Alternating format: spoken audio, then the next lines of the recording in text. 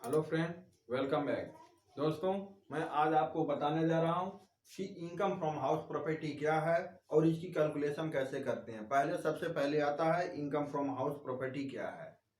यानी जो direct tax होता है उसमें हमने आपको पहले बता रखा है कि 5 हेडों से उसमें इनकम आती है। सबसे पहले हमने बताया था आपको सैलरी, इनकम फ्रॉम सैलरी, दूसरा इनकम फ्रॉम हाउस प्रॉपर्टी, तीसरा जो है बिजनेस एंड प्रोफेशन, चौथा हेड जो होता है कैपिटल गेन और पांचवा जो होता है वो होता है अदर इनकम। उसमें से हमने आपको इनकम फ्रॉम सैलरी हेड जो पढ़ा चुका हूं और दूसरा ये जो है इनकम फ्रॉम हाउस प्रॉपर्टी बताने वाला हूं। इनकम फ्रॉम हाउस प्रॉपर्टी जो है इसमें जो इनकम जनरेट होती है वो होती है अपने मकान को किराए पर देने से जो इनकम होती है उसे हम कहते हैं हाउस प्रॉपर्टी इनकम। यानी कोई भी व्यक्ति यानी कोई भी टैक्स पेयर जो होता है अगर अपने घर को जो है किराए पर उठाता है और उससे यानी किराए पर लेट आउट करता है तो उससे जो इनकम जनरेट होती है वो इनकम फ्रॉम हाउस प्रॉपर्टी में टैक्सेबल होता है। सबसे पहले दोस्तों कि हाउस प्रॉपर्टी वो क्या है, यानी वैसे भवन जिनको हम किराए पर उठाते हैं और उससे हमें जो रेंट प्राप्त होता है वही जो है इसका इनकम का साधन होता है, यानी इनकम फ्रॉम हाउस प्रॉपर्टी में टैक्सेबल होता है। लेकिन कोई ऐसा घर या ऐसा बिल्डिंग जो है ऑफिस पर्पज के लिए यूज होता हो और हम जो है वो ऑफिस में के लिए अगर हम अपना ऑफिस का यूज कर रहे हैं उसमें, तो ऐसे कंडीशन में जो उससे इनकम जनरेट होगी वो बिजनेस हेड में टैक्सेबल होगा, न कि हमारा income from house property head में टैक्सेबल होगा। यानी ऐसा संपत्ति जिसको लेट आउट करने से हमें इनकम जनरेट होती हो वो इनकम हम इनकम फ्रॉम हाउस प्रॉपर्टी में टैक्सेबल माना जाता है। सबसे पहले जो computation of income from house property यानी जो टैक्स का कैलकुलेशन करते हैं वो कैसे करते हैं। सबसे पहले हम निकालते हैं gross annual value. Gross annual value क्या होता है, तो ग्रॉस एनुअल वैल्यू के बारे में दोस्तों मैं आज वो होता है अगर कोई भी किराए पर अगर मकान दिया गया हो, बाई द वे मान के चले कि 1000 रेंट 1000 पर मंथ पर कोई इसने अपने मकान को लेट आउट कर रखा है, तो पूरे ईयर में यानी पूरे 12 महीने का कैलकुलेशन करेंगे तो वो आएगा 12,000 और जो 12,000 होता है वही ग्रॉस एनुअल वैल्यू माना जाता है। यानी किसी मकान को किराए पर उठाने से जो एक साल में उस फाइनेंशियल ईयर में जो 12 महीने में जो इनकम होता है वो उसकी ग्रॉस एनुअल वैल्यू मानी जाती है। इसके बारे में हम आगे बताते हैं कि ये कैसे इसकी कैलकुलेशन कैसे करते हैं। इसके बाद आता है दोस्तों ग्रॉस एनुअल वैल्यू में से अगर हम इसमें भी दो तरह का होता है, एक लेट आउट दूसरा सेल्फ ऑक्युपाइड। यानी इनकम जो होता है वो लेट आउट करने से होता है यानी किराए पर देने से होता है। अगर हम खुद उस घर में रह रहे हों तो उससे कोई इनकम जनरेट नहीं होता। तो ऐसे कंडीशन में अगर हम लेट आउट करते हैं तो जो लेट जितने पर हम लेट आउट करते हैं यानी जो किराया हमें रिसीव होता है जिस वो होता है gross annual value let out के कंडीशन में। लेकिन सेल्फ ऑक्युपाइड के कंडीशन में क्योंकि हमने किराए पर दिया ही नहीं तो कोई इनकम भी जनरेट नहीं होगा, तो इसी ग्रॉस एनुअल वैल्यू भी जीरो होगी। दूसरी कंडीशन कि हमें कुछ छूट मिलती है, जैसे डिडक्शन अलाउड होते हैं। कुछ हम जो खर्चा करते हैं मकान जो बनाते हैं या मकान जो भी हमारा मकान होता है उससे संबंधित कुछ खर्चे करते हैं। जैसे अगर म्यूनसिपल कॉर्पोरेशन के अंतर्गत आता हो तो म्यूनसिपल टैक्स हमें रेंट मकान पर जो भी है म्यूनसिपल टैक्स का पेमेंट करना पड़ता है।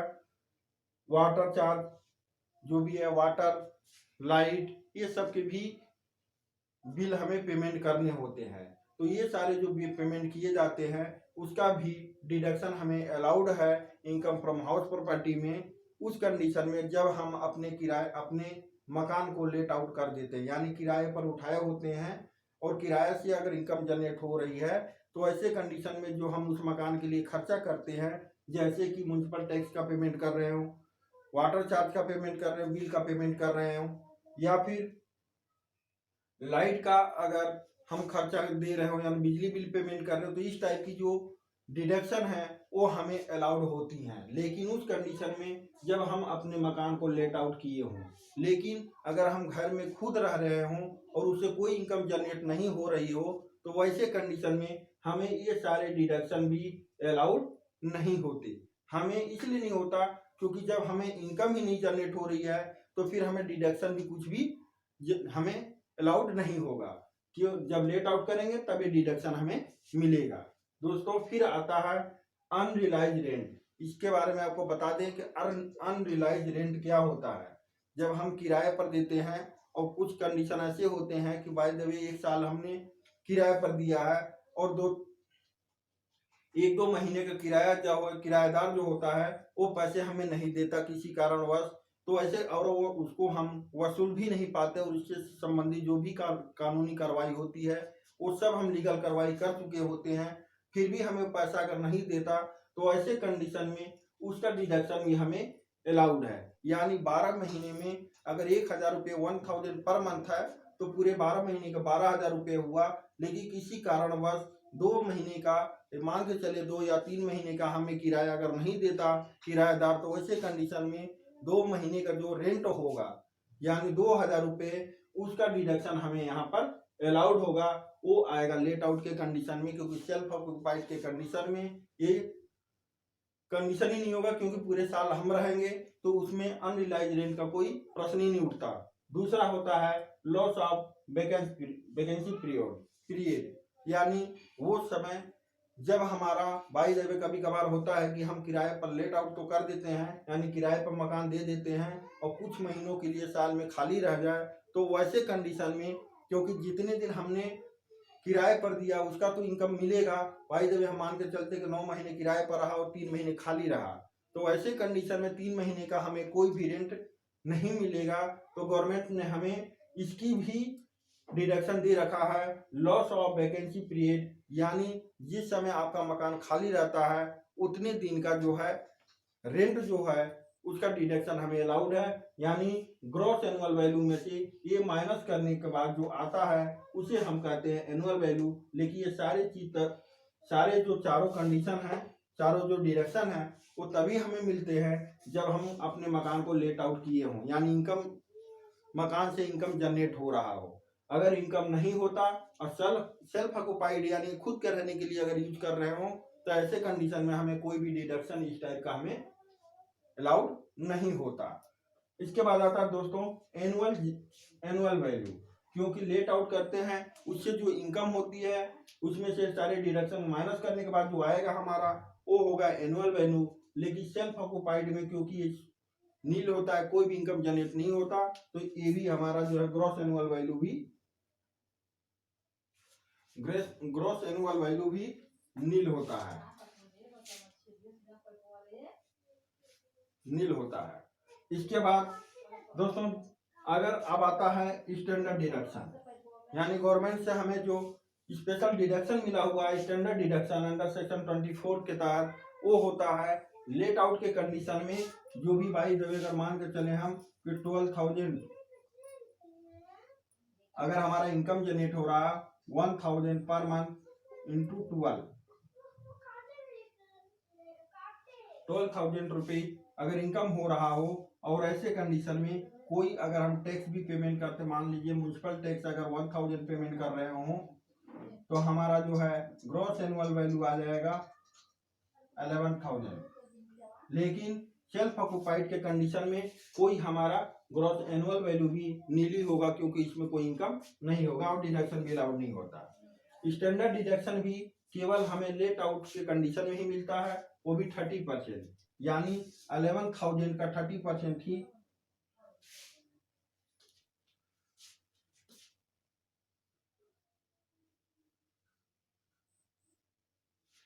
यानी 3,300 का डिडक्शन हमें अलाउड होगा 30%।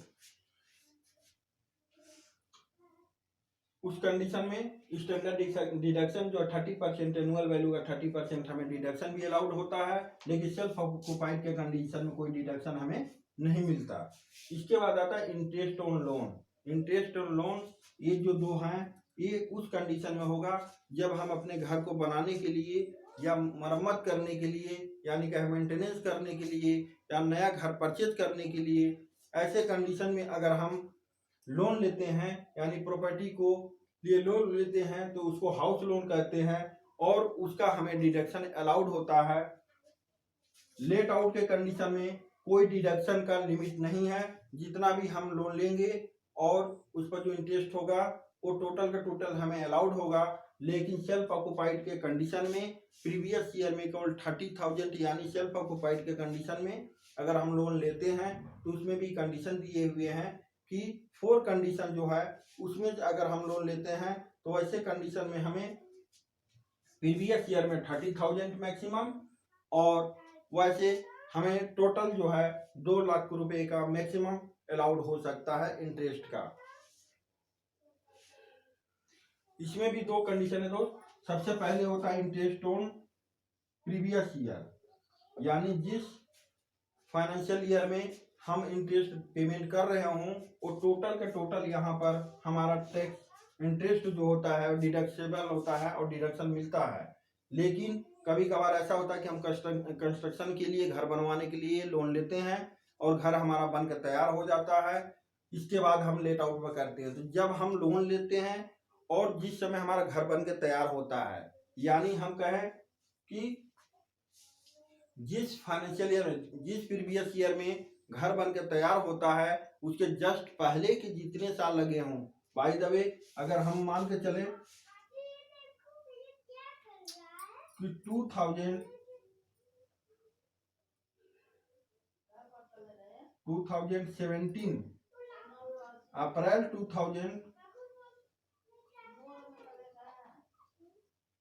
अप्रैल 2017 में अगर हमने लोन लिया हुआ है 1 लाख रुपीज का एट द रेट 10% के रेट से, तो हमारा जो है पर ईयर का आएगा 10,000 रुपीज। और क्योंकि 2017 में हमने 1 अप्रैल 2017 को लिया और इसका पेमेंट जो कर रहे हैं, जो घर बन के तैयार हो गया आपका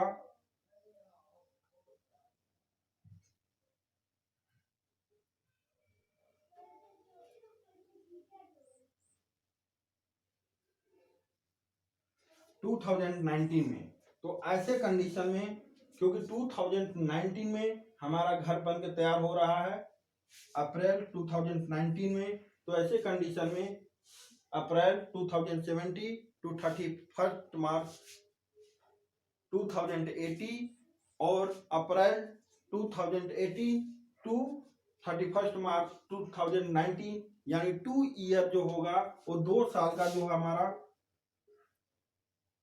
इंटरेस्ट होगा वो होगा 20,000। तो ऐसे कंडीशन में 20,000 का 1/5 यानी 4,000 पर ईयर, यानी ऐसा इंटरेस्ट जो घर बनने के पहले का, यानी घर बनने से पहले, मकान खरीदने से पहले का अगर कोई इंटरेस्ट हो और उसका जो कैलकुलेशन होता है उसको कैलकुलेट करने के बाद 1/5 यानी लगातार 5 वर्षों तक उसका डिडक्शन हमें अलाउड होता है। उस कंडीशन में जब हमारा घर बन के तैयार हो रहा हो और जिस साल घर बना हो उसके जस्ट पहले साल के जितने भी ईयर का जो इंटरेस्ट होगा उसको ऐड करेंगे और उसको 1/5 करके हम 5 सालों तक उसका डिडक्शन ले सकते हैं। और करंट ईयर का जो भी होगा यानी प्रीवियस ईयर का जो इंटरेस्ट होगा टोटल का टोटल हमें उस फाइनेंशियल ईयर में भी डिडक्शन अलाउड हो जाता है। तो ये था दोस्तों। इसके बाद ये माइनस करने के बाद हमारा जो आता है वो आता है taxable income from house property. इसको कहते हैं taxable income from house property. अगर बाय द वे कोई इंटरेस्ट अगर ना हो तो ऐसे कंडीशन में